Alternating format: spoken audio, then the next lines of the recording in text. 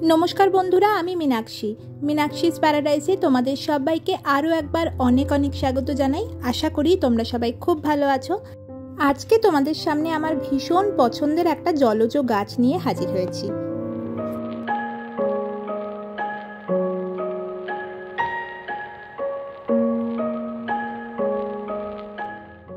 एबार तो गरमटा एकटू आगेई चले एलो मने हच्छे। एतटा गरम जे एई समय पाबो सेटा तो आशा करिनी।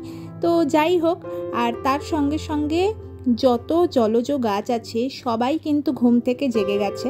তো দেখতেই পাচ্ছ তার প্রথম ফুল, মানে আমার জলজ বাগানের প্রথম এবছরের ফুল তোমাদের সাথে শেয়ার করছি। এটা হয়তো অনেকে চেনো, আর যারা এর নাম জানো না এখনো অবধি তাদের জন্য বলে রাখি, এটাকে স্বর্ণ কুমুদ বলা হয়। ভীষণ সুন্দর একটা নাম, যেমন সুন্দর নাম তেমন সুন্দর দেখতে, আর তেমনই মিষ্টি কিন্তু এর একটা সুবাস রয়েছে। গাছটির বৈজ্ঞানিক নাম নিউফার লুটিয়া।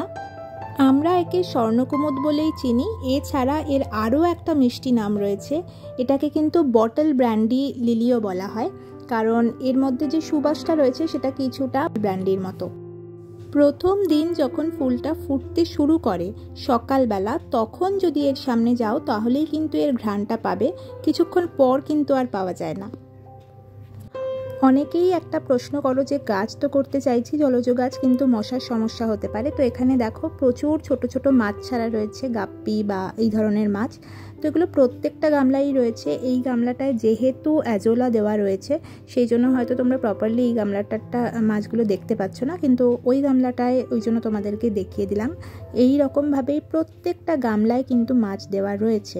তো তোমাদের যাদের যাদের জলজ গাছ রয়েছে তারা যদি এইভাবে দিয়ে রাখো, আশা করি কোনো সমস্যা কিন্তু হবে না। এবার আসি যে এই ধরনের গাছ করার জন্য কি ধরনের পাত্র নির্বাচন করব।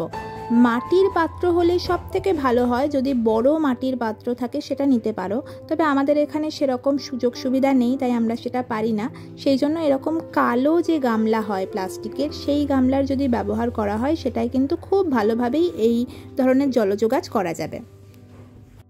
এই গামলার নিচে, একদম নিচে এতটা মতন এখানে দেওয়া আছে গোবর সার, তার উপরে দেওয়া আছে মাটি, আর এই এতটা মানে বেশিরভাগটাই কিন্তু এই ক্ষেত্রে জল দেওয়া রয়েছে। মানে মোটামুটি বলতে গেলে সব মিলিয়ে এতটা মাটি আর সার, তার উপরের বেশিরভাগটা জল। তো এইভাবে যদি করা হয় তাহলে কিন্তু শাপলা জাতীয় যেগুলো মানে ওয়াটার লিলি, তাতে কিন্তু বেশি ভালো ফুল পাওয়া যায়। পদ্মর ক্ষেত্রে ব্যাপারটা একটু অন্যরকম। যখন পদ্ম আবারও শেয়ার করব নিশ্চয়ই তোমাদের সঙ্গে এই ব্যাপারে বিস্তারিত আলোচনা করব। তবে এখন বলে রাখি যে শাপলার ক্ষেত্রে জল একটু বেশি রাখাই ভালো। এবার অনেকেই ভাববে এগুলো কি বা কেন রয়েছে, হয়তো নোংরা না, এগুলোকে বলা হয় অ্যাজোলা, এক ধরনের শ্যাওলা বলতে পারো। গাছে মানে জলজ গাছের ওপরে এগুলো দিয়ে রাখা হয়, কারণ অত্যাধিক গরমে অনেক সময় জল যখন গরম হয়ে যায়, কারণ এগুলো তো প্লাস্টিকের গামলা, তো জল তাড়াতাড়ি গরম হয়ে যাবে, তখন গাছের ক্ষতি হতে পারে।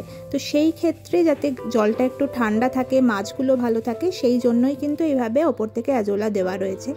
অল্প একটু অ্যাজোলা এনে যদি দিয়ে দেওয়া যায় সেটা থেকেই প্রচুর অ্যাজোলা তৈরি হয়ে যায়।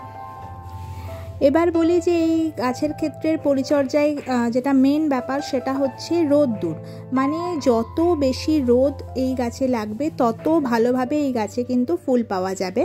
মোটামুটি যদি 7-8 ঘন্টার ডাইরেক্ট সানলাইট পাওয়া যায় তাহলে কিন্তু এই গাছটার খুব ভালো গ্রোথ হয় আর খুব ভালো ফুলও হয়। তো এখানে দেখতে পাচ্ছ একটা গাছ তোমাদেরকে দেখালাম যেটায় ফুল এসেছে, আর ওই পাশে যে পাতাটা দেখালাম সেটা কিন্তু আরও একটা নতুন চারা তৈরি হচ্ছে। আর তোমাদেরকে দেখাতে দেখাতেই আমিও দেখলাম, দেখো ছোট্ট আরও একটা কুঁড়ি এসেছে। তো এই রকমভাবেই কিন্তু এই গরমের শুরু থেকে একদম শীত পড়ার আগে অবধি আবার কিন্তু এই গাছে কন্টিনিউ ফুল থাকবে। আর এর যেটা সবথেকে ভালো জিনিস আমার লাগে সেটা হচ্ছে একটা ফুল কিন্তু বহু দিন থাকে, মানে কম করে আমি বলছি 15 দিন থাকে। আস্তে আস্তে এর কালারটা চেঞ্জ হতে থাকে। এখন পুরো হলুদ দেখছো, এরপরে না এর ধারের দিকটা একটু লালচে ধরনের হয়ে যায়, সেটাও অসাধারণ লাগে। এই গাছের ক্ষেত্রে কিন্তু বিশেষ কোনো যত্নের প্রয়োজন হয় না, খুব অল্প যত্নেই এই গাছে অনায়াসেই ফুল পাওয়া যায়। তো দেখো এরকম 5টা পাপড়ি হয় এই ফুলগুলোর, অসাধারণ। মানে আমি যতই বলি কমই বলা হবে, সামনে থেকে হয়তো দেখতে পেলে আরও বেশি সুন্দর লাগবে তোমাদের। আর এটার যেটা কয়েকটা জিনিস একটু খেয়াল রাখতে হয়, যেরকম এটার জলটা যেন একটু বেশি থাকে। প্রথমেই বললাম রোদযুক্ত স্থান, মানে সব থেকে বেশি রোদ যেখানে পাওয়া যাচ্ছে, কম করে 6 ঘন্টার রোদ পায় এরকম জায়গায় এই গাছটাকে রাখতে হবে, তবেই কিন্তু খুব ভালোভাবে এই গাছটার গ্রোথও হবে আর ফুলও দেখতে পাবে।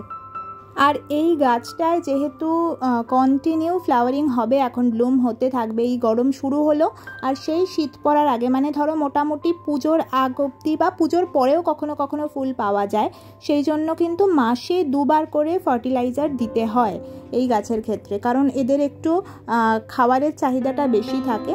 তো সেক্ষেত্রে পোটলা করে, মানে আমি কোনো একটা এর আগের ভিডিওতে শেয়ার করেছিলাম, সেটার লিঙ্ক আমি ডেসক্রিপশানে দিয়ে রাখছি, তোমরা চেক করে নিও।